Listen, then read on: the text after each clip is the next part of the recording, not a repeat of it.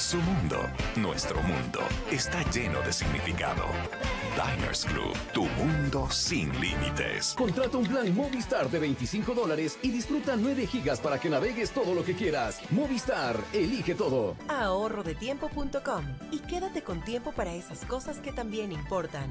Nos estamos transformando. Banco Pichincha en confianza. Lo que amas y los que amas se mueven contigo en el nuevo Chevrolet Beat. Un auto único. Chevrolet. Find new roads.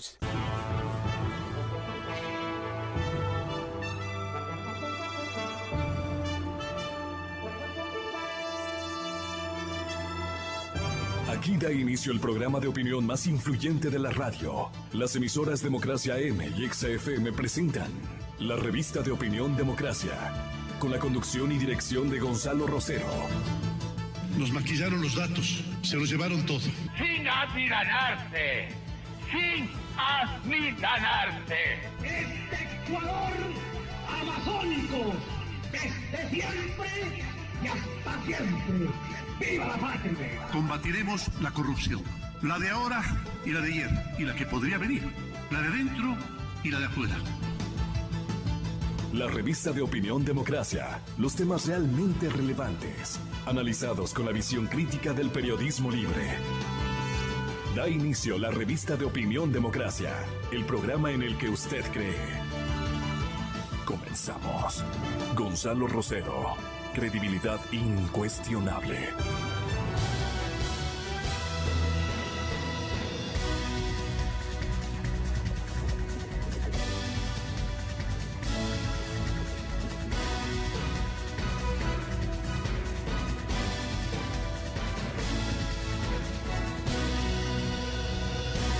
Un saludo cordial, también con mi río, las aguas están en puja en las nubes de todo el país y de esta región, tratando de precipitar aguas que ya como que estorban en el cielo, pero no se animan a integrarse a una área de riego, de dispersión.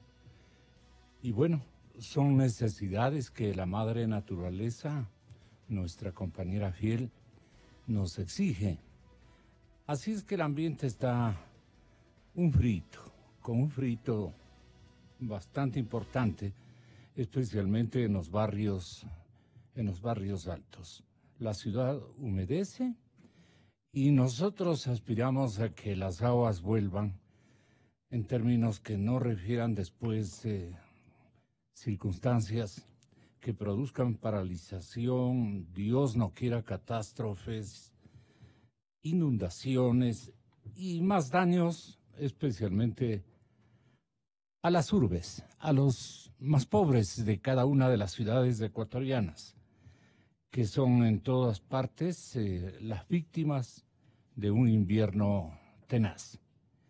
Aquí están mis invitados, el respetable, no todavía expresidente, sigue de presidente mientras no haya la posición que todavía ya nos explicará. Marcelo Merlo está, el importante compatriota y paisano de quien les habla, el doctor Marcelo Merlo, significativo ciudadano imbaureño que se integró a esta instancia en la cual el señor doctor Rafael Ollarte también ha sido un juez de excelencia, un buscador de las mejores energías de afecto a virtudes y a valores que constituirán el recambio más importante en los últimos años de una justicia entregada al abandono, prácticamente. Y todavía hay unas figurotas que quieren y piensan que van a permanecer allí. Nos están engañando con su rostro, que a mí no me convoca precisamente a una confiabilidad social. Y la gente tiene que estar a la expectativa. Marcelo Merlo, Rafael Ollarte estarán en la línea telefónica también Nos falta el académico, pero él estará en vía Skype. Ahorita vamos a hacer una prueba.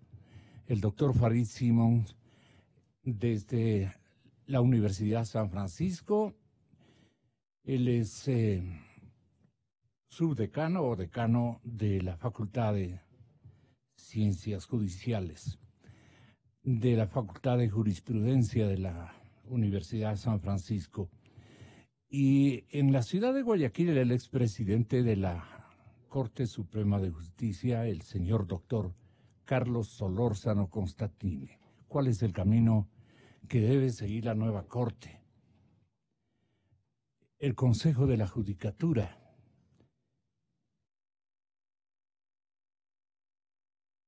El Consejo de la Judicatura también estará este momento muy mencionado a esta hora de la mañana.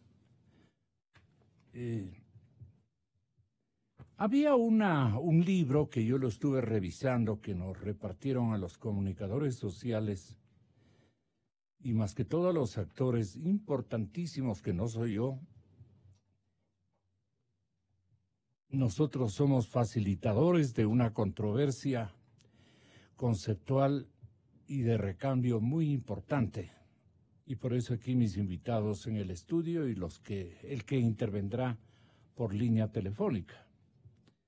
Porque estaba recordando a dos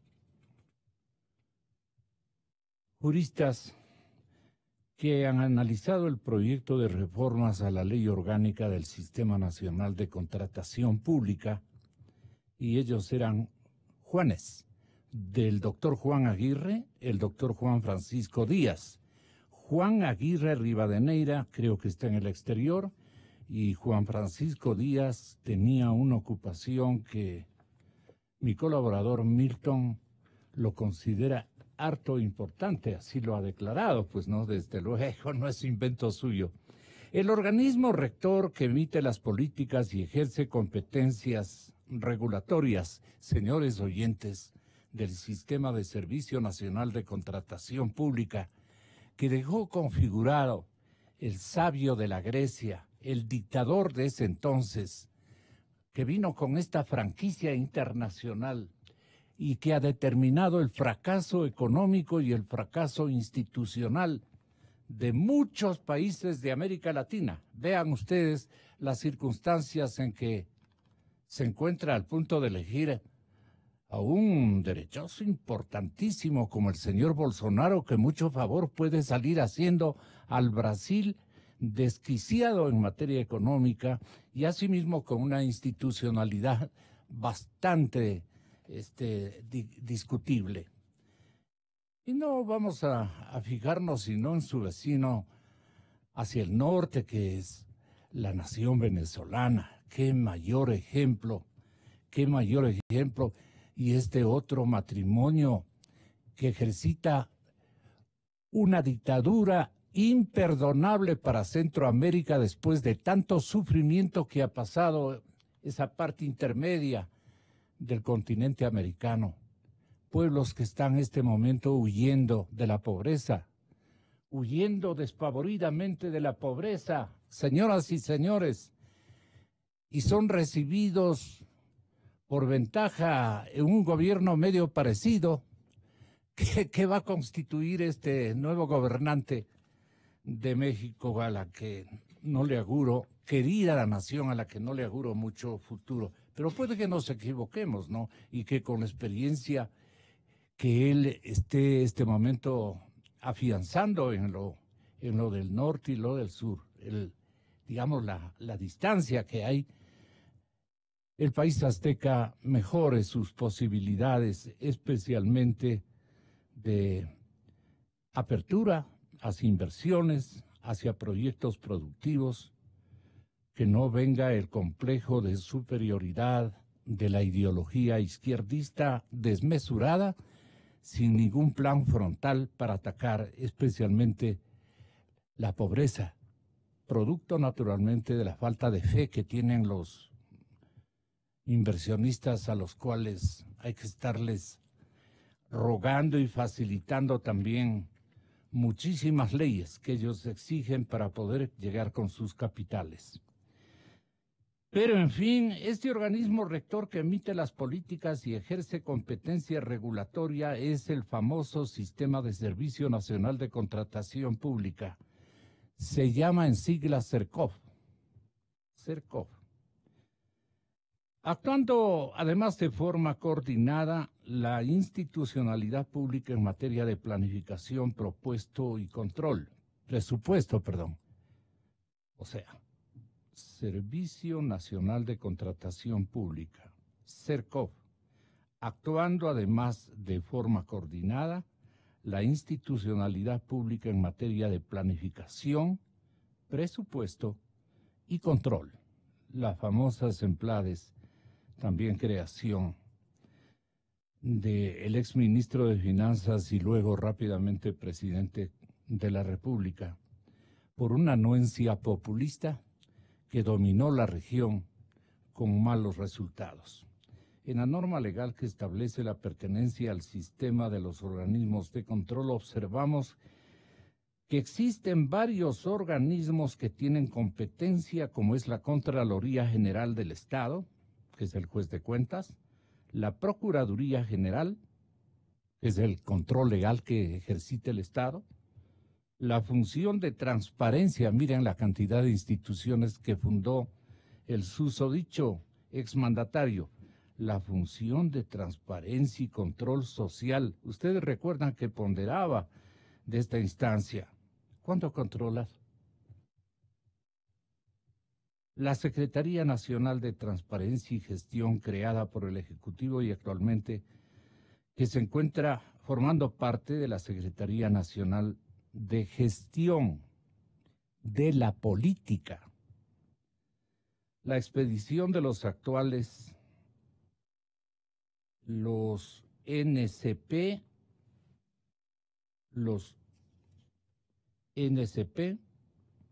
obedeció a la necesidad de solucionar la problemática en la que se encontraba sumida la contratación pública, a saber y a manera de resumen, procedimientos de contratación llevados de forma documental, procedimientos de contratación, él decía, rigurosos, económicamente súper formales, pero eran lentos además. Había una dispersión normativa que evidenciaba una existencia de contratación expedida por cada entidad contratante. Una cosa de locos. Y bueno, la ley organizó procedimientos precontractuales, esencialmente dos grandes grupos, uno que favorecía la contratación competitiva y que son aplicables a todos los principios de contratación pública, y el otro, el régimen especial y procedimientos sociales, en los que existen casos en que la contratación directa constituye regla, como contrataciones de servicios, incluso de comunicación social, contrataciones de bienes únicos del mercado, repuestos, las contrataciones del denominado giro específico del negocio, famosísimo modelo aplicable a empresas públicas, la contratación con empresas de la comunidad internacional y en los procedimientos especiales la contratación para atender situaciones de emergencia, etcétera, etcétera. Estos doctores que acabo yo de mencionarlos han hecho un estudio prolijo de este tema y claro, son páginas y páginas de explicación primero del diagnóstico, de lo que impulsaron o construyeron como metodologías de contratación, componentes del modelo de contratación pública y los resultados. Y en los resultados, señoras y señores, ustedes saben lo que ocurrió. Ustedes conocen perfectamente lo que ocurrió. No he podido estar, pero cuento con los principales arquitectos prácticamente de un balance y de un escogitamiento muy significativo de los nuevos baluartes de la contratación pública o de los que van a mejorar, digamos, este capítulo tan significativo. Rafael Ollarte, con el doctor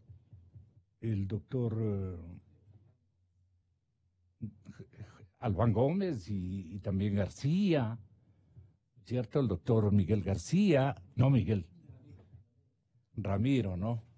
Doctor Ollarte, muchas gracias por estar aquí. Ustedes han seleccionado a la Corte Nacional. ¿Qué va a representar esta Corte Nacional para augurar un buen futuro a nuestro país? En estos términos en los que yo me preocupo, donde se han robado ingentes cantidades de dinero y van a seguir beneficiándose muchos círculos que han quedado todavía con una justicia lenta, traumada, con una fiscalía igualmente comprometida, con los vicios del poder que fueron las uñas especialmente. Y perdone por ser y aparecer como tan vulgar, pero es que las uñas no tienen cómo adornarse. Este es un bien de valores humanos significativo, importante, que aprendimos de nuestros abuelos y nuestros padres. Pero bien, ya vendrán los otros invitados a darnos luces. ¿Cuál es el camino para seguir, que deben seguir, más bien dicho, tanto la nueva Corte Constitucional como también lo que se ha escogido como nuevos jueces, como nuevos fiscalizadores del trabajo de la judicatura y proveedores de mentes lúcidas que se fundan en los valores humanos, en los valores de la verdad, en los valores de la honorabilidad, de la decencia, en la independencia de la justicia, que ha sido una obra del equipo que lideró Marcelo Merlo Jaramillo. Aquí están los dos. Muchas gracias. Yo quiero que entren ustedes escuchando al expresidente Osvaldo Hurtado respecto a los posibles causantes, digamos, o rescatadores de estas prácticas malsanas. Porque de pronto vamos a culpar solo a los jueces, de pronto vamos a culpar a los ayudantes y no a los principales beneficiarios, los que idearon este tipo de esquemas para robarle al país. Esta ley fue la más importante, el más importante auxilio o metodología de ultraje a los bienes públicos que ya ustedes van a ver en el desarrollo de este programa. Pero ayer, muerto de coraje, el expresidente Hurtado decía lo siguiente: todo esto no habría sido posible sin la venia, sin el consentimiento, sin la ayuda, sin la complicidad de Correa y sin la participación económica de Correa. Estos decenas o centenares de millones cobrados por Glass, por lo menos la mitad debe ser de Correa. ¿O qué, Correa es un idiota? Se enriquece su vicepresidente, se vuelve millonario, y él, pobrete, viviendo de su pensión de expresidente. Vaya, que se vaya con ese cuento a decirles a los afiliados y a los dirigentes de Alianza País, ¿no? A sus cómplices que le defienden todavía a ese presidente y hay todavía encubridores, corrupto, que es Correa, ¿no? En este momento el Ecuador vive una circunstancia de moral pública que exige que el Consejo de Participación Ciudadana, que el Gobierno Nacional, que la Asamblea Nacional tome medidas para que el Ecuador finalmente tenga jueces y fiscales que hagan su trabajo. Porque ¿cómo puede ser que nos enteremos de estos hechos por el diario El Universo y el diario El Expreso y no nos hayamos enterado por el fiscal general del Estado? Casi todos los jueces de la Corte Nacional de Justicia, de las cortes provinciales fueron puestos por Correa para protegerse. Y esos jueces y esos fiscales continúan en sus puestos. Ellos no van a investigar ni van a condenar. Y aquí existe una prueba. Estos hechos se conocieron el año 2017 en el Brasil. ¿Cómo es que los fiscales ecuatorianos no los conocieron?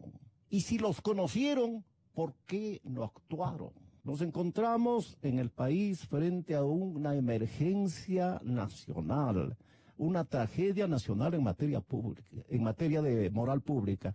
Y a mí me parece que todos los hombres honorables que existen en el Ecuador, en la Asamblea Nacional, en el gobierno y algunos en la justicia, deben nombrar un fiscal estilo fiscales brasileños, estilo fiscales gringos, porque ellos, por ejemplo, han descubierto muchos de estos delitos cometidos por la compañía brasileña. Mientras eso no hagamos, seguirá el señor Glass diciendo que no hay pruebas y no le extrañe que salga libre en 1 año o en 2 años. Ahí está, caballeros. Están satisfechos, por lo menos en un 80%, de acuerdo a las autoexigencias que ustedes formularon en el escogitamiento de esta nueva Corte Constitucional tan importante, a la que le esperan miles de casos. Son miles, ¿no? Son como 14,000 demandas o procesos que deben verificarse,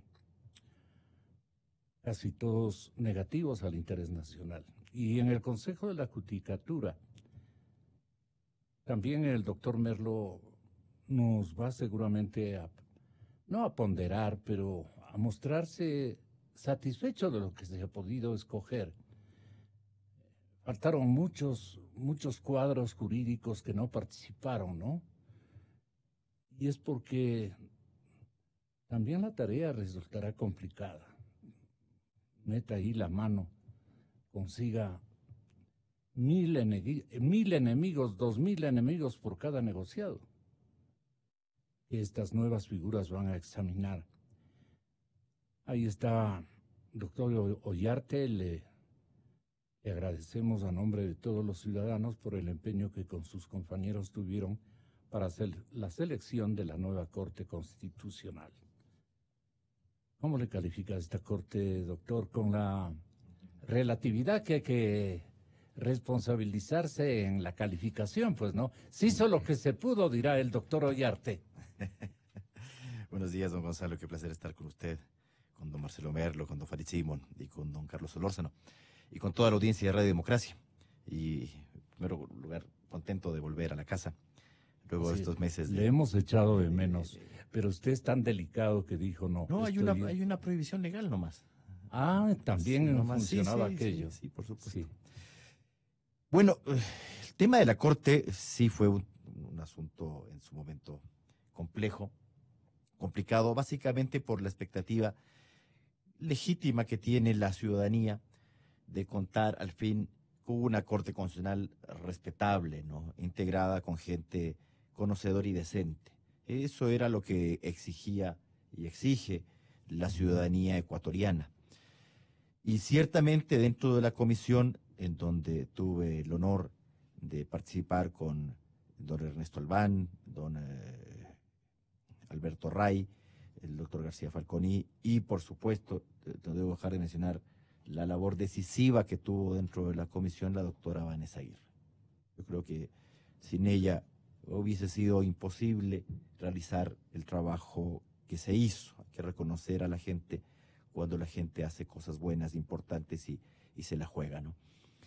Y bueno, ahora lo que corresponde, porque bueno, nosotros en el proceso lo que hicimos fue básicamente aplicar las reglas del mandato de selección de jueces de la Corte Constitucional, que no elaboramos nosotros, que elaboró el Consejo de Participación Ciudadana Transitorio.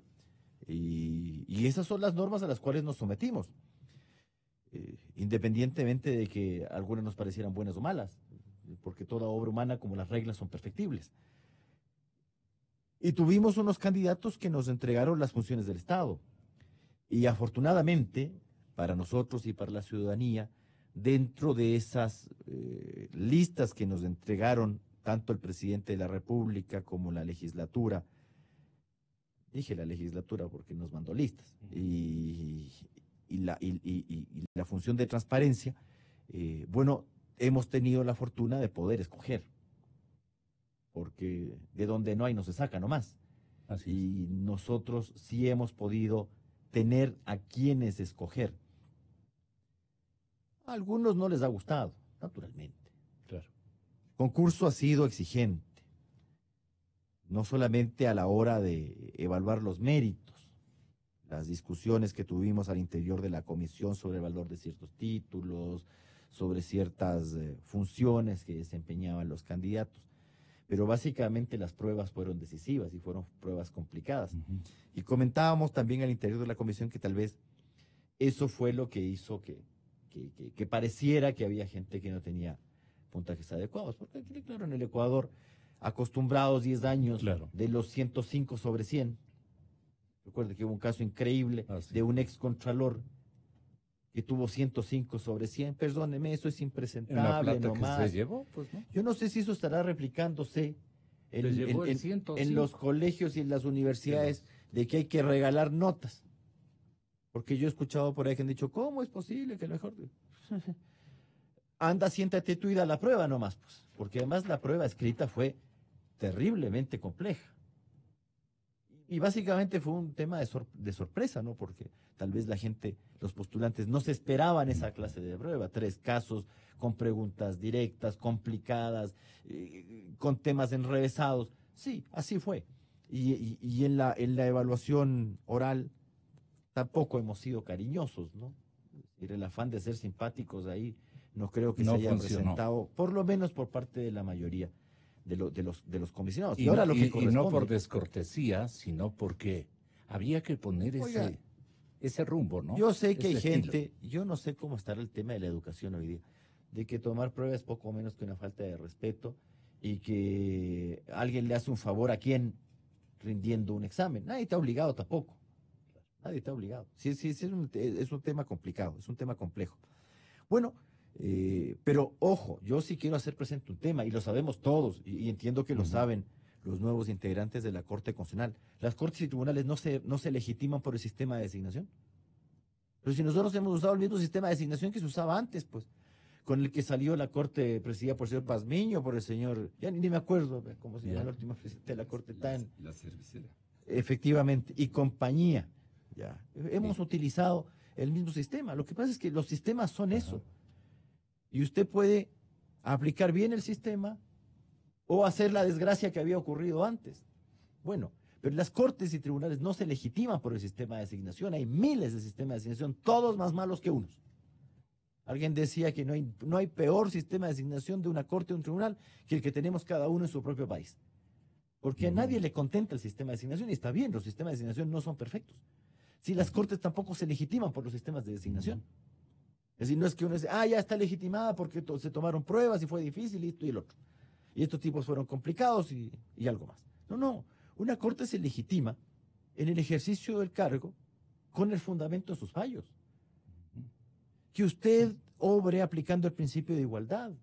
Fallar en orden cronológico, naturalmente. Hay normas de excepción a fallar en el orden cronológico. No le va a poner una persona de 95 años en la cola, pues no llega, pues no va a llegar. Es por solamente un ejemplo extremo, ¿no? No contradecirse.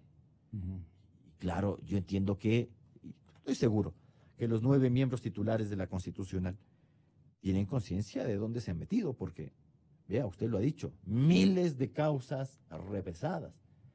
No vamos a continuar con unas cortes en las que usted sacaba menos de 300 fallos en el año. No, pues eso es impresentable, no tiene nombre, nunca se había dado. Vea, cuando había el Tribunal Constitucional, ese tribunal sacaba 2.000 causas al año y era tribunal de segunda instancia. Claro, los fallos eran cortos. Bueno, es que no te toca de otra, pues. O sea, si tienes 13.000 causas esperándote, No vas a escribir fallos de 40 páginas que no vas a leer, porque además todo se resuelve en pleno hoy día, ya no hay las salas.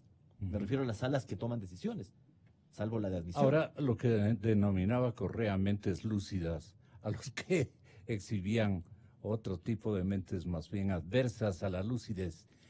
Estas nuevas figuras como las del respetable Luis Hernán Salgado, Teresa Núquez, Agustín Grijalva, Ramiro Ávila, Vicente Lozada, Daniela Salazar, Enrique Herrería Bonet, la doctora Carmen Corral y la doctora Carla Andrade, vendrán con una procesadora agresiva de carácter atómico para atender esas 14,000 causas represadas.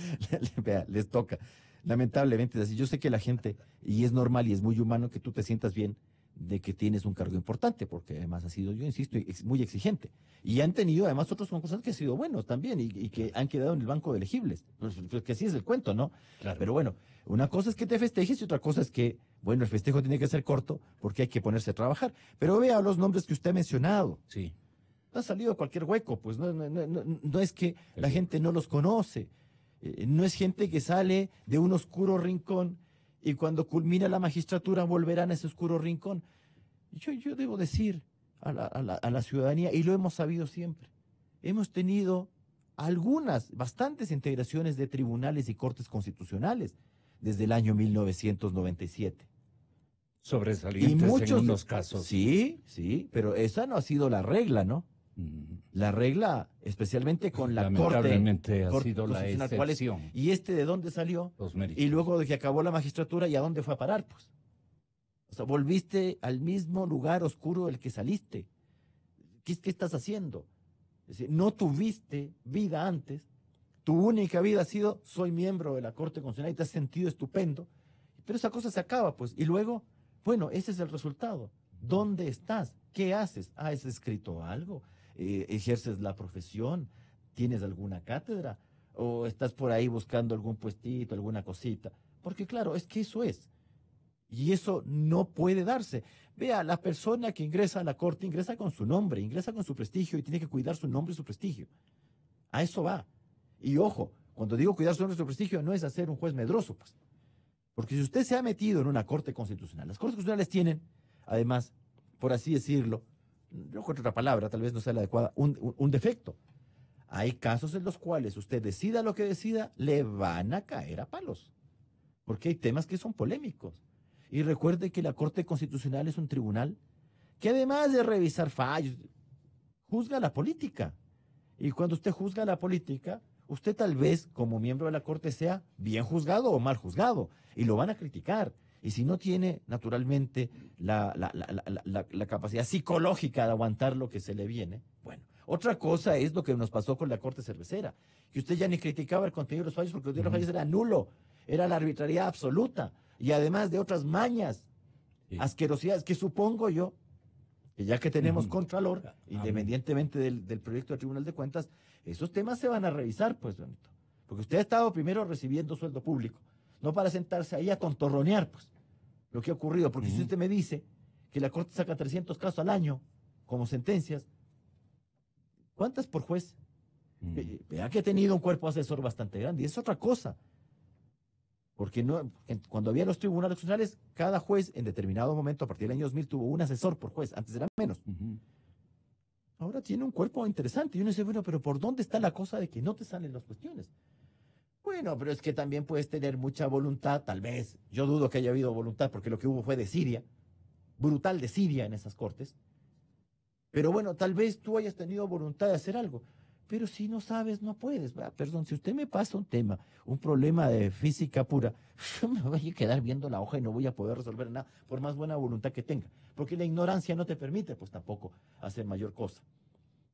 Porque tú requieres jueces competentes, gente que sepa lo que va a hacer, no que va a ir a adivinar ese rato. Y además con múltiples visiones. Porque eso de las cortes constitucionales con constitucionalistas, Dios me libre, pues. Solo eso. Pero ¿y acaso es que lo que usted recibe solo serán temas de derecho constitucional puro? No, señor. Usted recibe un montón de cosas, especialmente a través de las extraordinarias o de los incumplimientos. Pero la sí aritmética tiene que tener es una una visión. ciencia exacta y por un punto puede quedar no un resentido, sino lamentablemente... Vea, perdóneme, la gente que se ha resentido y que hay algunos que están en el banco de elegibles no son precisamente los que han quedado en el 10º, el 11º, el 12º. Pues.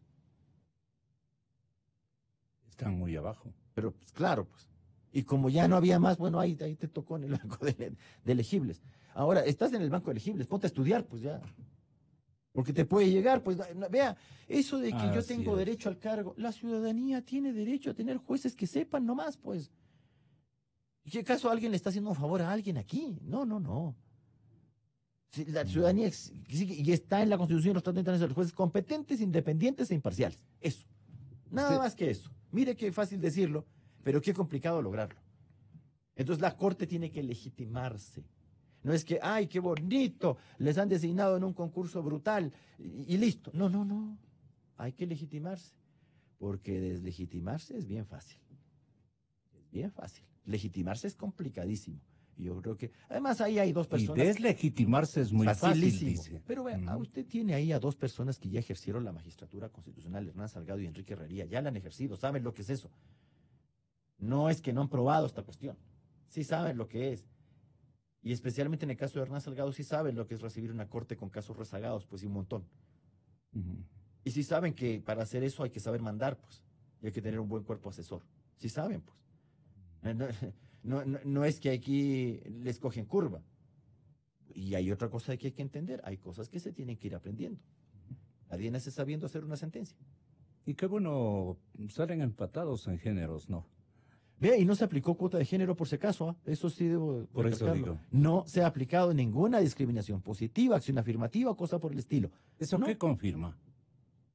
Vea que ya los hombres y las mujeres nos estamos igualando. Vea, cuando yo iba a la universidad ya había un buen número de mujeres. Pero en los últimos años usted va a una facultad de Derecho y en las aulas usted encuentra hartas más mujeres que hombres, pues. Entonces ya esa cosa ya... Con razón usted es académico permanente, pues. No, yo ya no. Ya no. Dejó. Rafael, muchas gracias.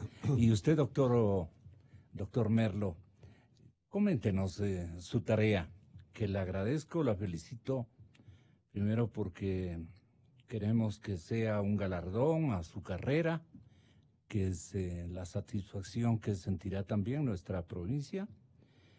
Y ahí veremos a María del Carmen Maldonado Sánchez, que le dan una militancia política que parece no ser de ella. Fausto Roberto Murillo Fierro, la doctora Patricia Schettini Cáceres, todos son distinguidos jurisconsultos, abogados de la República. Patricia Schettini, abogada, doctora en jurisprudencia de la Universidad Católica, es una experta o licenciada en criminología de la Universidad de Lovaina de la Nueva Bélgica. Es experta internacional, pero nada que ver con el otro alumno. Quiero entender, experta internacional en reforma judicial. Ruth Maribel Barreno Belín, doctora en jurisprudencia, licenciada en ciencias políticas y sociales, es máster en Derecho Penal Criminología, especializada o especialista en Derecho Procesal Constitucional y Justicia. Indígena. Ruth Maribel. Juan José Morillo Velasco. Juan José Morillo Velasco, doctor en jurisprudencia, especialista superior en Derechos Administrativo y licenciado en Ciencias Públicas. No leí el currículum de María del Carmen Maldonado y eso es una descortesía de mi parte. Apenas soy un presentador de noticias, apenas soy un periodista y tengo que ser equilibrado. Doctor en jurisprudencia, PhD en Derecho, magíster María del Carmen, magíster en Cooperación Internacional y en Derecho Constitucional Ella fue jueza de la Corte Constitucional entre el 12 y el 15, 2012-2015. Ha sido también o fue asesora jurídica del Consejo de Participación Ciudadana y Control Social, procuradora general del Instituto Ecuatoriano de Seguridad Social. Fausto Roberto Murillo, magíster en Derecho Tributario, ya lo dije. Patricia Schettini, también leí su recorrido académico y de ejercicio de cargos significativos y experiencia. Ruth Maribel Barreno, ya lo dije, doctora en jurisprudencia, licenciada en Ciencias Políticas y Sociales. Ponderamos también de Juan José Morillo, doctor en jurisprudencia, especialista superior en Derecho Administrativo y licenciado en Ciencias Públicas. Ha desempeñado varios cargos públicos como director jurídico, secretario general y funcionario administrativo en la Superintendencia de Telecomunicaciones por 16 años, doctor Pepe Morillo. No lo recuerdo bien. Experto acreditado ante el mecanismo de seguimiento de la implementación de la Convención Interamericana contra la Corrupción. ¿Quién más? Doctor Morillo Velasco. Ya. Ahora, uno de los que escogió y la explicación a la ciudadanía, que es, digamos, el estamento a la que tenemos que arribar con una información muy importante, porque es la dueña del proceso y la que mejores esperanzas ha depositado en el colegiado que pudo seleccionar a estos integrantes del nuevo Consejo de la Judicatura. ¿Qué significación tiene en esta hora el Consejo de la Judicatura, doctor Merlo? Gracias, licenciado Rosero, por invitarnos esta mañana a compartir con el doctor Rafael Ollarte, con quien hemos estado juntos en las calles. Efectivamente. En las calles, en aquellos momentos en que juntos, varias veces, unidos a más de 60,000 quiteños, desfilábamos gritando: fuera, Correa, fuera. ¿Recuerda? Ahí estuvimos. Ahí estuvimos. Bien.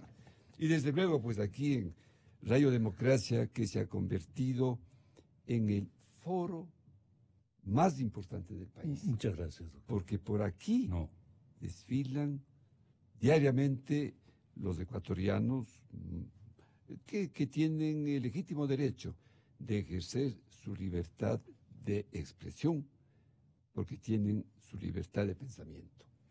Permítame, licenciado Rosero, antes de entrar a la pregunta suya, porque usted hizo dos comentarios que son trascendentales y que están unidos. Las maldades de esa famosa ley del CERCOP, cuyo libro usted introdujo esta mañana a la ciudadanía, y el discurso que yo diría está conexo con aquello sin que el doctor Osvaldo Hurtado lo haya mencionado, dado por el doctor Osvaldo Hurtado. La moral del país tiene que rescatarse, ecuatorianos. La moral pública. Y al llamado que hizo Osvaldo Hurtado antier, yo, el día de ayer, en la Asamblea Nacional, al margen de mi rendición de cuentas como presidente saliente del Consejo de la Judicatura, hice dos reflexiones.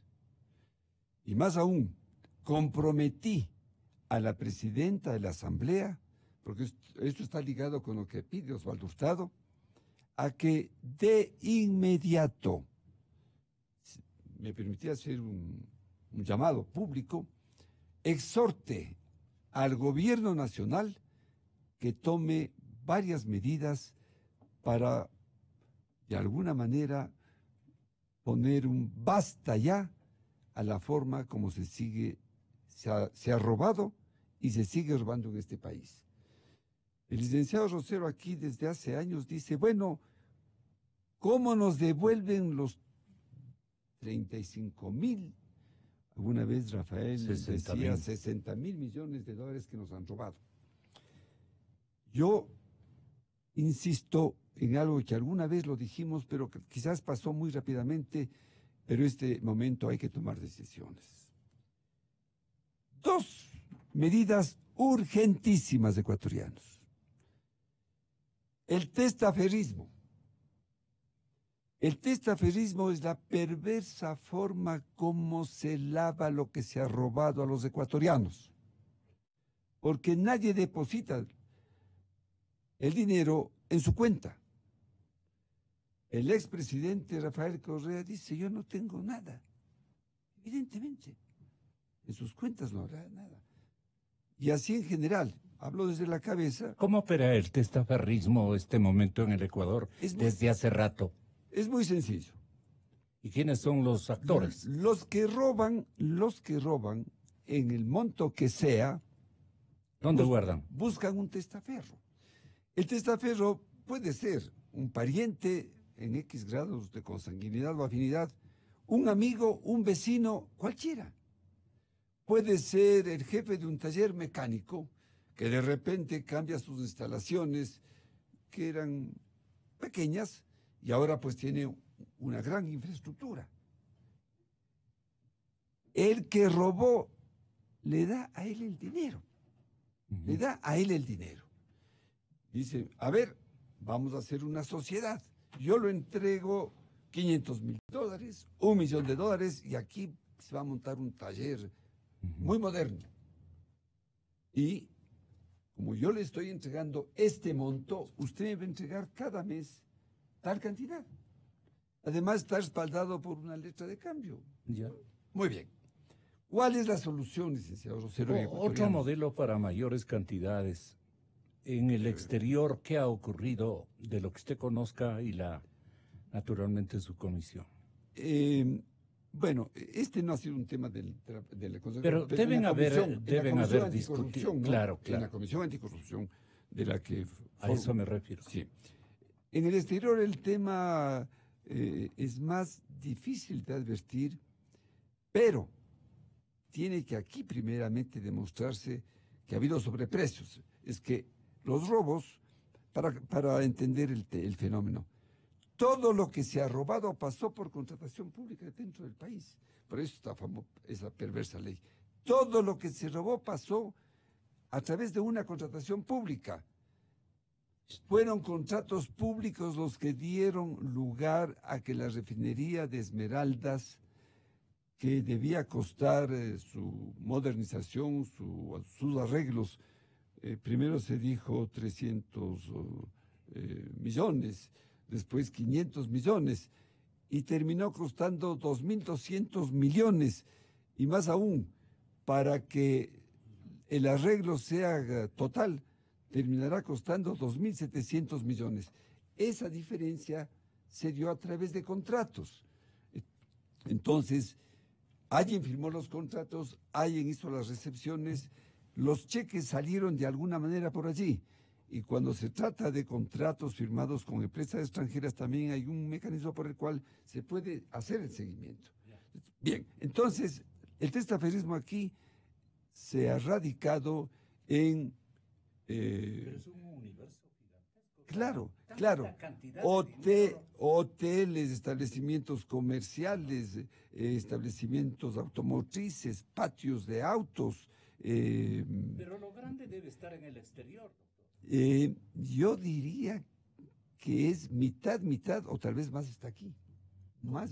Entonces, porque evidentemente en el día a día que escuchamos, y ahí sí, lo hemos conocido en el Consejo de la Judicatura, cuando dicen jueces corruptos, fueron los que ayudaron a que las denuncias queden en nada, pero las consecuencias de ese dinero mal habido está en el testaferrismo. Entonces, ¿qué es lo que yo propongo?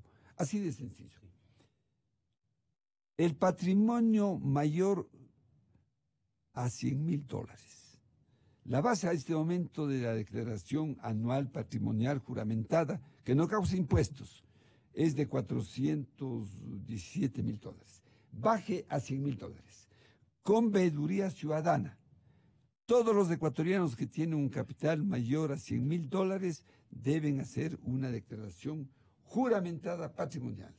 Aquel que tiene 3 buses, cada bus vale $180,000, por favor. ¿De dónde sacó esa plata? Entonces, el SRI cruza ese valor, ¿de dónde viene? Han sido mis ganancias. Señor, pero si en sus declaraciones anuales de impuesto a la renta usted está pagando $100, $200 porque no ha tenido ingresos. ¿De dónde tiene su patrimonio? Ah, es que me prestaron. ¿Quién le prestó? Etcétera. Ahí descubrimos a los estaferos en pocas horas, exagerando. Bien. Lo segundo, las facturas sin datos. Cuando uno va a un establecimiento comercial que dicen, ¿con o sin datos? ¿Cómo lavan el dinero los que roban en el día a día? Los famosos diezmos, lo que cobran a todo nivel. Los profesionales que no quieren declarar impuestos dicen, bueno, yo le doy... Esa pregunta debería ser prohibida, ¿no? Claro, claro. Y la quiesencia nuestra también a veces nos sorprenden. No, así nomás. Sí, y la decisión es muy sencilla. Obligar a que toda transacción mayor a $4 con factura. Se acabaron los lavados. Porque este rato, ¿cómo lava la gente? Recibe el dinero, lo gasta en restaurantes, en establecimientos comerciales, sin datos. Más aún, el cajero le dice, bueno, las compras suyas están este rato en $500, etc.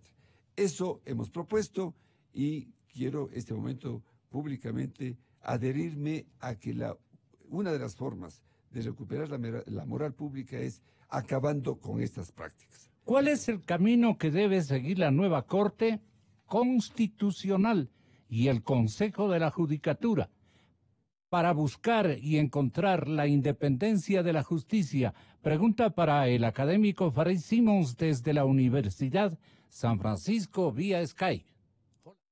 Buenos días, Gonzalo. Buenos días, doctor Merlo. Rafael, gusto estar con ustedes a los tiempos. Primero, creo que estamos en un momento, en un día donde tenemos una situación ambivalente. Tenemos una excelente Corte Constitucional, al menos en los nombres. Farid. Profesionales de primera. Sí, aló. Estás muy bien trajeado, un académico, pero muy elegante. ¿No se me oye? Sí, estás muy bien. Adelante. Buenos días. Les decía que les saludo, un gusto estar con ustedes. Gonzalo, Rafael, doctor Merlo. Un día especial, un día particular, tenemos una ambivalencia increíble. Por un lado, la Corte con unos nombres que nos hace abrir o tener esperanza de que va a cambiar. Vamos a tener una Corte que de verdad actúe controlando el poder, garantizando la constitucionalidad, la juridicidad en el país. Por otro lado, tenemos un Consejo de la Judicatura nombrado, donde hay una sola persona, de todas las que están ahí en la lista, que tienen una experiencia profesional, una experiencia previa importante, fuerte, relevante. Y eso llama a preocupación. Hay una preocupación central, yo creo que importante, de cómo avanzar desde ese Consejo de la Judicatura a reconstruir, reformar, modificar un sistema de justicia que ha dejado mucho que desear, porque fue hecho a medida y semejanza de los intereses del correísmo en su momento, y no importa lo que se haya hecho en este Consejo de Transición, que yo creo que tuvo algunos aciertos y muchos errores, acción humana, en un contexto muy difícil, cómo superar este tema en la justicia ordinaria. Yo le digo, ya la Corte Constitucional, por principio, por los nombres, uno esperaría que tome las decisiones correctas, organizativas, y después las decisiones jurisdiccionales. Pero lo de la justicia ordinaria es tremendamente complejo. Y la pregunta que se hacía al inicio del programa era clara. ¿Cómo puede ser que nosotros, los ecuatorianos, solo sepamos la gravedad, la profundidad de la corrupción a través de medios extranjeros, a través de la prensa, con información que estaba disponible para la Fiscalía, con información que estaba disponible para la persecución penal desde hace meses.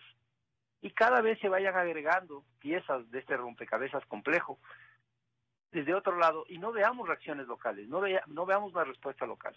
Estamos en un momento, ya le digo, yo diría agridulce, porque por un lado está esta Corte, pero por otro lado está este Consejo de la Judicatura, donde lamentablemente espero yo estar equivocado. Espero que efectivamente estas personas que han sido designadas con la doctora María del Carmen Maldonado por el diseño constitucional, porque usted sabe que el correísmo quería asegurar a toda costa el control de la presidencia del Consejo de la Judicatura en su momento en la metida de mano, y le puso el que era delegado de la Corte Nacional de Justicia, tenía que ser presidente del Consejo. No sé, ya le digo, yo tengo esta sensación extraña, por eso... ¿Qué buscaba Correa con ese elemento del modelo que tú señalas? En la metida de mano lo que Correa quería claramente es controlar las designaciones. Y en ese momento, a través del contacto que tenía directo y tenía un poder sobre la Corte Nacional de Justicia, asegurarse que su secretario personal, Gustavo Jacques, sea el presidente del Consejo de la Judicatura, un órgano que toma decisiones de todo tipo y tiene un control amplio sobre el sistema de designación, evaluación, sanción, ascensos, etcétera, de los jueces. Y tiene también control sobre los fiscales y tiene un papel súper importante sobre los otros funcionarios judiciales. Entonces, ya le digo, es extraño, es una sensación bien, un sinsabor de esto de que enfrentemos a una posibilidad real de cambio, pero que sepamos que en la otra institución, la que requiere medidas también de largo plazo, no haya un cambio relevante. Por cierto, yo le respeto mucho al doctor Merlo, le tengo aprecio personal y admiración individual, pero creo que el Consejo de Transición dejó muchas interrogantes. ¿Escepticismos, tal vez? No sé cómo calificarlo, pero creo que el problema de los nombres que ya están instalados ahí a partir del correísmo, aunque todo el mundo diga así, inculpando a la Correa, que ya se fue hace 2 años, pero es una institucionalidad, no es solamente cuestión de cambiar un par de nombres. Son gente que fue designada, jueces, fiscales, funcionarios públicos de mandos intermedios o bajos, que responden a una lógica, la lógica esta de el partido que quería tomarse todos los poderes, y que en nombre de las buenas razones, porque es de esta ambivalencia, ¿no es cierto? En nombre de las buenas razones, en nombre de la revolución, del cambio, de la revolución ciudadana, pero condiciones para una corrupción increíblemente grande, porque cuando veían para otro lado para favorecer el proyecto político, también veían el otro lado para favorecer a quienes estaban enriqueciendo, ¿no? María del Carmen Maldonado Sánchez, doctor Merlo, doctor Ollarte, distinguido catedrático Farid Simons. María del Carmen Maldonado Sánchez es doctora en jurisprudencia, en fin, le mencionaban como una activa ex militante del correísmo. No sé si militante de Alianza País, ni del Partido Morenista, ni de la facción XZB. No.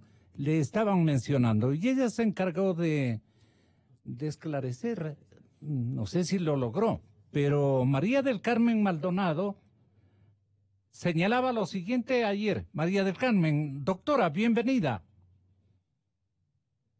Dígame. Nuestra administración la basaremos en 4 ejes fundamentales. Primero, lucha contra la corrupción. Segundo, fortalecimiento institucional. Parece que no es María del Carmen. Cuando la tengan lista, voy a Guayaquil, porque necesitamos también la opinión del expresidente de la Corte Suprema de Justicia, el señor doctor Carlos Solórzano Constantine. Siempre un honor tenerlo en nuestros micrófonos, doctor Solórzano. La interrogante que he formulado a los autores de estas mejoras sustanciales en el sistema de nominación de las Cortes, comenzando por la Corte Constitucional, y por el Consejo de la Judicatura. Es un buen comienzo porque son organismos supervitales para alcanzar un cambio en la justicia. Ojalá después nos ocuparemos cambiar una ley de contratación pública con un monopolio de aseguradores, inclusive de aseguradores de las tramposas contrataciones públicas, en los que convergieron significativos amigos a hacer un colectivo ahí al frente de una monopólica institución que se encargaba o se encarga hasta ahora de manejar los seguros de todos los organismos del Estado. De estas ambiciones desmesuradas, y aquí también ha habido la responsabilidad justamente porque una buena empresa de aseguramiento le responde en posibilidades de fiscalización y de éxito en recaudo económico al Estado. Pero esto no saben entender. Y lo que ha habido hasta este momento, doctor Solórzano, es un camino turbio y unas uñas muy largas de todos estos organismos a los que buscamos cambiar, generando una instancia de independencia en la justicia ecuatoriana y en los organismos de control. Así es que su parecer es muy importante, doctor Solórzano. Buenos días. Buenos días y muchísimas gracias por el paso o por la posibilidad de dar una opinión. Indudablemente que siempre que se nombra nuevos organismos de control y nueva Corte Constitucional en el caso presente, se abre una esperanza de que para el país las cosas vayan mejorando, porque lo anterior, tanto el Consejo de la Judicatura anterior como la Corte Constitucional anterior, no dieron oportunidad de una independencia fundamental para la función judicial, que es lo básico para que funcione una democracia, para que funcione un sistema financiero, para que funcione una esperanza para el país y una confianza para el pueblo ecuatoriano. Porque cada sentencia, cada paso que dan estos organismos son mensajes a la ciudadanía que debe en todo caso respetar el pronunciamiento legal, porque nadie puede estar por encima de la ley y desafortunadamente los presidentes que quieren o los dictadores como presidentes que quieren manejar el país quieren al mismo tiempo estar por encima de la ley y quieren perseguir a sus enemigos políticos y para eso quieren y requieren una función judicial en su puño. No nos olvidemos el peor ejemplo que tuvo el Ecuador cuando Febres Cordero puso las tanquetas en la Corte Suprema de Justicia porque no habían el Congreso entregado una proporción o una porción de ministros de la Corte Suprema que fueran del mando de él. Se llegó a esos extremos y con Correa se llegó al peor de los extremos también cuando paladinamente dijo que él iba a meter las manos en la función judicial y así ocurrió.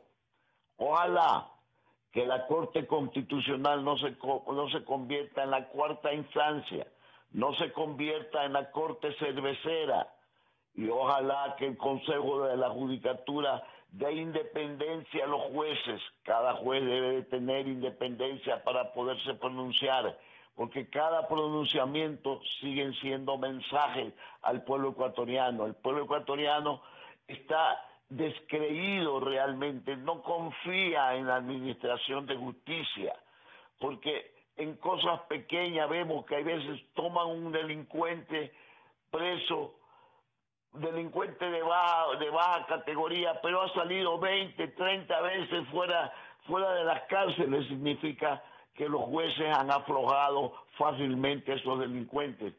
Si estas cosas no de gratis no se corrigen, ojalá que se corrijan, no se corrigen, no se da una verdadera independencia a la función judicial. Los organismos de control no funcionan adecuadamente. Si esto no ocurre, volvemos a la misma. Ojalá se abre una esperanza con las nuevas designaciones. Ojalá ellos cumplan con el país, cumplan con darle a los organismos de control su verdadera eficacia y a las Cortes su verdadera eficacia también para los fallos judiciales. Muchas gracias, doctor Carlos Solórzano Constantine. Yo le quería preguntar a Farid, perdonen, porque 6 de los 9 jueces de la Corte Constitucional tienen PhD. ¿Qué significa esto, tú que eres un educador de renombre, Farid? Primero, significa que estas personas han tenido una posibilidad de dedicarse al estudio. El título de PhD es un título de especialidad en un tema. Es digamos, en la cúspide de la formación académica. El título de PhD le da a uno un reconocimiento de que ha trabajado un tema a profundidad y que es un especialista en ese. Y hay PhDs. A raíz de la Ley Orgánica de Educación Superior, mucha gente fue a sacar PhDs en la frontera norte del Perú, o a sacar PhDs en Cuba sobre educación, o muchos PhDs que no eran especialmente relevantes. Sí, claro, hay que ver también que no siempre el título de doctor representa un gran esfuerzo académico detrás, sino hay incluso empresas montadas, armadas, que casi venden esos títulos. Pero en todo caso, en las personas electas, y eso es lo que quería resaltar, lo que Rafael dijo, en las personas electas, prácticamente todas, a pesar muchas de ellas de su juventud, tienen una trayectoria. Es decir, uno puede rastrear su vida, saber lo que han hecho, saber sus aciertos, saber qué representan intelectualmente, y además advertir que todas esas personas, al tener un pasado, al tener una historia personal, académica, laboral, de litigio, tienen que al regresar de sus cargos en 3, 6 o 9 años, porque depende eso del sorteo que se haga para la renovación parcial, serán personas que van a regresar a la vida pública. Y uno espera que esa razón, que esta historia personal, este reconocimiento personal previo que expresa también sus estudios, haga que sus decisiones sean pensadas no en el inmediatismo y en el lograr una riqueza instantánea, o lograr una fama instantánea, o lograr una posición instantánea, sino en la trascendencia de hacer bien las cosas.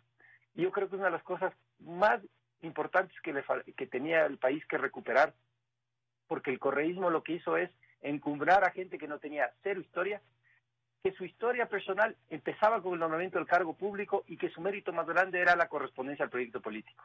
Entonces esto de que tener un PhD, que siempre hay que mirar con cuidado, porque ya les digo, hay títulos que no son especialmente relevantes, pero en estas personas... Que todo auténticos, ¿no? Sí, pero en estas personas, efectivamente, pero en estas personas, creo yo, en las 9, lo que dices de esta historia personal, de esta dedicación, de esta y de esta carga que tienen, esta carga que les permitió llegar, pero también esta carga que dice que en el futuro van a actuar de manera cierta. Eso es. Yo, Gonzalo, tengo que irme a una clase, así que les agradezco muchísimo. Quería agradecerte muchísimo, porque yo no quiero que te retrases ante tus alumnos. Gracias. Y además, saludo tu presentación de este día. A mí me encanta que este jurista tan significativo nos dé esa figura. No es porque el traje le hace al monje, el monje es lo principal, ¿no? El capital intelectual que tienes y el conocimiento que dominas, mi querido Farid. Siempre congratulado por tus éxitos académicos. Muchas gracias, mi querido doctor. Gracias. Bueno, el asunto es que también me gustaría que ustedes tengan la bondad de rematar esta especie de informe a la colectividad, mencionando cuál fue la particularidad más importante que cada uno fijó en el desarrollo de su esquema de indagación personal a la gente que nos vaya a hacer quedar bien a todos, que nos den la satisfacción de un cambio radical a lo que ha venido lamentablemente ofreciendo una justicia ecuatoriana capturada, prácticamente capturada y hasta desmotivada en sus actores fundamentales de participar dentro de ella.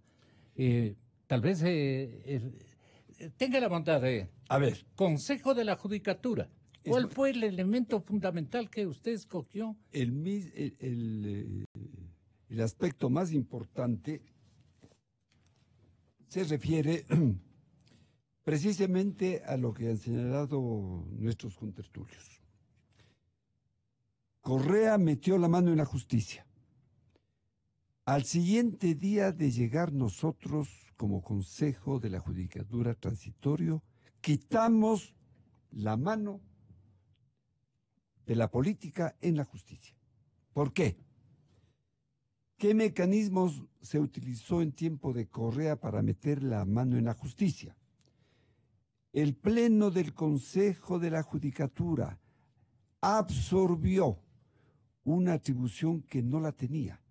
Aplicó el error inexcusable para todos los servidores judiciales que no se sometían a sus designios. Por error inexcusable se les fue destituyendo y de esa manera hay un grupo de alrededor de 700 operadores de justicia que en los 10 años de correísmo fueron afectados, y para reparar aquello de inmediato se instaló una mesa a fin de analizar esos casos. Segundo, como consecuencia de haber metido la mano en la justicia, se persiguió a los periodistas, se los apresó en muchos casos, se utilizó la figura del 30S asimismo para enjuiciar a gente inocente. Y desde luego, a todos quienes, protegiendo el medio ambiente, se opusieron a que se realicen acciones contra la naturaleza, también se los persiguió y se los apresó. Y no se diga a quienes todos defendían los derechos humanos. Se ha organizado una mesa totalmente autónoma para que produzca como resultado algo que es trascendental y que deben saber todos los ecuatorianos. Esta mesa, que funciona en forma autónoma, a través de los afectados, periodistas, etcétera, ya ha detectado irregularidades en 247 casos debidamente documentados, y como consecuencia de esos casos documentados tenemos nosotros más de 460 operadores de justicia que tienen que ser investigados y sancionados. Y de estos, lo más importante, entre estos están lamentablemente, varios funcionarios, jueces y conjueces de la actual Corte Nacional de Justicia. De tal manera que hay un proceso que el Consejo Definitivo tendrá que completar, porque la investigación disciplinaria de oficio a pedido del presidente de esta mesa se inició a partir de mediados de diciembre, de tal manera que en muy pocos días debería ser ya tomar acciones concretas contra estos jueces y conjueces y un fiscal. En total, entre jueces y conjueces 14 y un fiscal. Pero ¿qué hicimos nosotros para quitar, para dejar de que se meta la mano en la justicia? Primero, error inexcusable, y aquí está un distinguido constitucionalista, solo procede cuando dentro de la propia actividad jurisdiccional el juez superior es el que dice al inferior, usted cometió un error inexcusable. Cuando se agotó ya en la vía jurisdiccional, puede llegar al pleno del Consejo. Eso ya terminó. Segundo, los delegados provinciales fueron puestos por el correísmo, y a estos delegados provinciales se les dio la capacidad de tomar decisiones en cada una de las provincias. ¿Qué hicimos nosotros a los 8 días de llegar allá? Acudimos a la academia. Qué pena que Farid este momento ya se ausentó. Despidió. Acudimos cátedra. a la academia y a las organizaciones sociales que nos proporcionen un banco de los mejores y más honestos ecuatorianos en cada provincia, y luego de impugnación, a veces se equivocan inclusive estas organizaciones, tenemos un banco de alrededor de 650 de los mejores ecuatorianos, y de entre estos, a los mejores de los mejores, se les ha designado delegados provinciales. Ya no se puede meter la mano en la justicia, porque en tiempo del correísmo, hasta el Consejo cesado por el Consejo Transitorio de Participación Social, simplemente pues estos delegados hacían lo que les da la gana. Eso se acabó y se dispuso, como manda la ley, que la dirección provincial del Consejo de la Judicatura se la ejerza en forma concomitante a través del delegado provincial y el presidente de la Corte. Y termino con algo, perdón, Gonzalo. Es muy importante esto, ecuatorianos. Y quizás los académicos, con el mayor de los respetos a Farid y a Rafael, y al doctor Solórzano, el Consejo de la Judicatura es el organismo de gobierno y administración. Gobierno, administración, control y disciplina. No es el que dicta las normas jurídicas, por favor. Y para esto hay que ser un buen administrador. No es que yo me jacte de ser un buen administrador. Pero miren, en 10 minutos produje $7.5 millones en favor de la justicia. ¿Cómo hice? Teníamos que inaugurar en un acto en la Universidad Central a donde van a hacer las prácticas preprofesionales 900 egresados de Derecho de todas las facultades. Antes se los enviaba a varios ministerios. ¿Pero qué hizo? ¿Qué hice? Que esos, en lugar de ir a los ministerios de donde por el celo interno de los ministerios les tenían, doctor Ollarte, imagínense, sacando fotocopias. Terrible. ¿Qué es lo que hice? Todos van a fortalecer las unidades de familia, en donde es muy importante, en aplicación de la nueva ley orgánica de erradicación y protección de los derechos de familia, en donde se produce, según la carga procesal, alrededor del 40% de problemas en el país, y se necesitan muchísimos jueces, peritos médicos, se necesitan visitadores sociales, etcétera, etcétera. Se dispuso que vayan a trabajar allá. Logramos que 750 profesionales, cuyo valor en 3 meses de trabajar allá vale nada menos que $7.5 millones, una decisión tomada en 10 minutos. Muy bien. Dispusimos que todos los vehículos que estaban al servicio de directores a nivel provincial, todos van a hacer la ayuda para la citación. Imagínense que cuando llegamos nosotros había temas en que se demoraban hasta 4 meses en iniciarse un proceso para citar, porque mientras no haya la citación oficial, no se inicia un proceso. Buena iniciativa. De tal manera suya. que... Gracias, doctor. De estas cosas, y algún momento pues... Hay contribuciones nuevas. Tenemos nosotros, yo tengo un listado de 100 acciones que están enmarcadas en lo que debe hacer un Consejo de la Judicatura. Fantástico. Gobierno, administración, control y disciplina. Despolitización de la justicia, la iniciamos, se mantiene. Prohibido a los magistrados en políticas que hemos dado, recibir consignas de nadie. Sí. Los jueces antes tenían que siempre fallar en favor del Estado. Miles de compañeros nuestros del sector productivo, usted, Gonzalo, por ejemplo, posiblemente le perseguían con una determinación tributaria, ¿no? Y se inventaban cosas. Su abogado, se inventaron, el fugado se inventó. Claro, y el momento que iba a defender su abogado en el área contencioso tributaria, la decisión era jamás fallar en favor de su empresa, porque era prohibido fallar contra el Estado. Todo eso se superó. Yo quisiera, si usted lo permite, que quizás mantengamos con Farid Simón. Él habla de aciertos y desaciertos. Claro, los desaciertos Otro son momento, humanos, vamos a pero topar quizás ese tema. podríamos los dos tener aquí una sesión que puede ser muy importante, porque a veces los académicos se olvidan que el tema de la academia es trascendental, pero cuando abordamos el tema de hecho de que el Consejo debe preocuparse básicamente de control, disciplina, gobierno y administración, son tareas prácticamente de otra naturaleza y a eso enfocamos. Las unidades judiciales estaban sobredimensionadas. Hemos optimizado su uso. Iniciamos auditorías para ver los sobreprecios que se han dado en esas construcciones. Pero eso lo dejamos para el otro programa. Así es, muy bien. Gracias, doctor Merlo. Señor doctor Ollarte,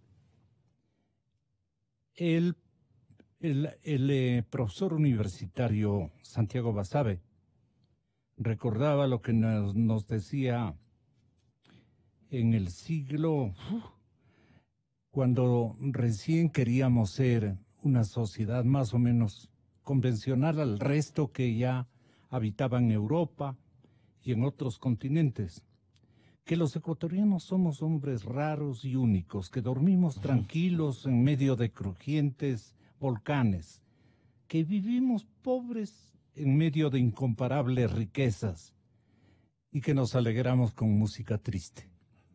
Esos somos los ecuatorianos.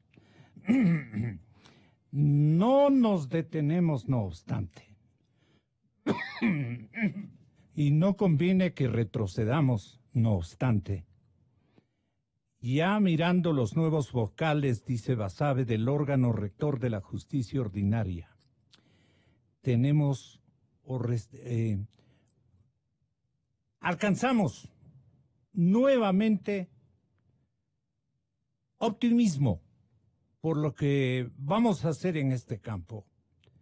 Y entonces, con los nuevos representantes en la Corte Constitucional, que es básica, fundamental, para generar nuevos miembros de un consejo, por ejemplo, de un consejo de participación transitoria, para generar no un nuevo populismo, sino una definición de justicia constitucional y de un esquema constitucional de los más adecuados.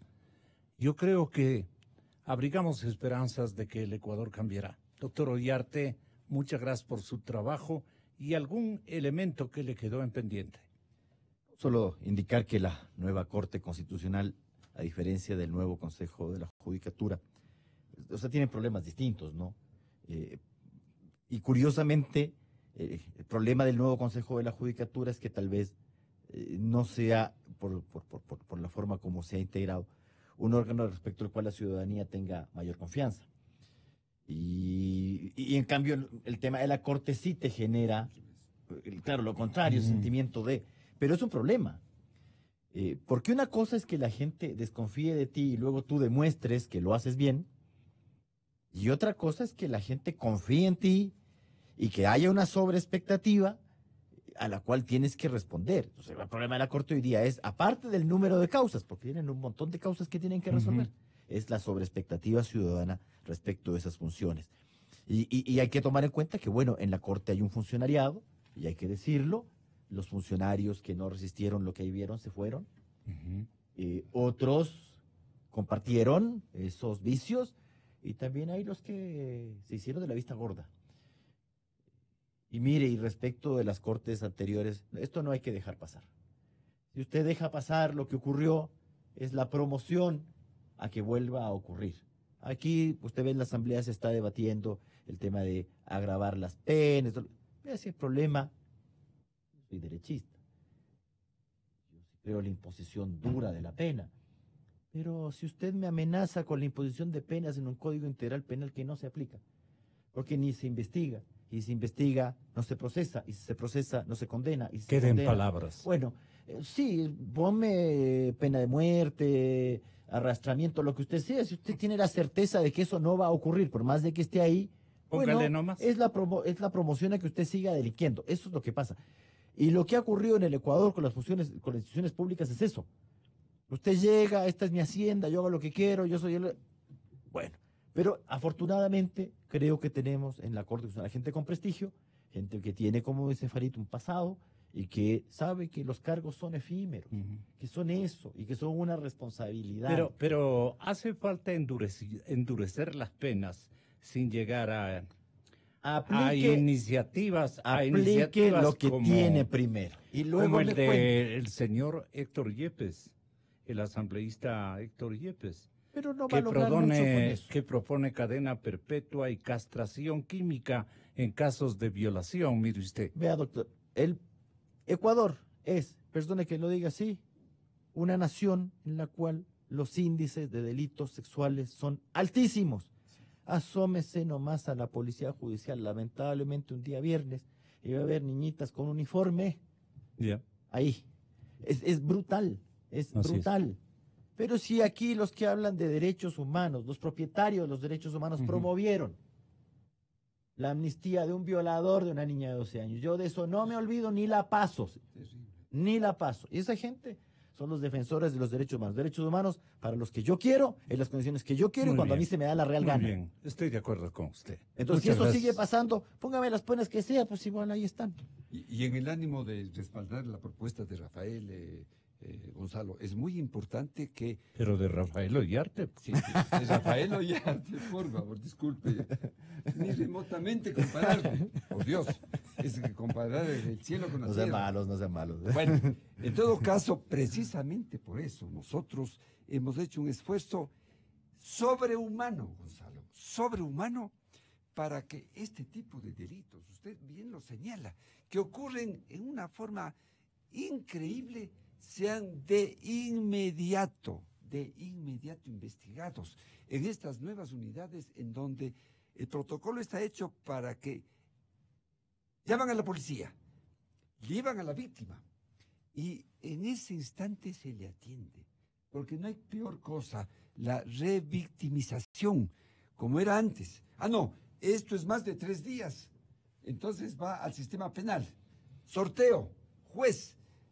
A los 2 meses que vaya el médico a examinar. ¿Qué va a examinar? Imagínese. Estamos Además, buscando la verdad. Terrible. Y por eso es que hemos hecho un esfuerzo gigantesco y hemos conseguido alrededor de $6.5 millones para que estas unidades estén a nivel nacional debidamente funcionando. Inicio de espacio promocional y publicitario. Así como los geeks son los nuevos cool, en las redes sociales están los nuevos asesores.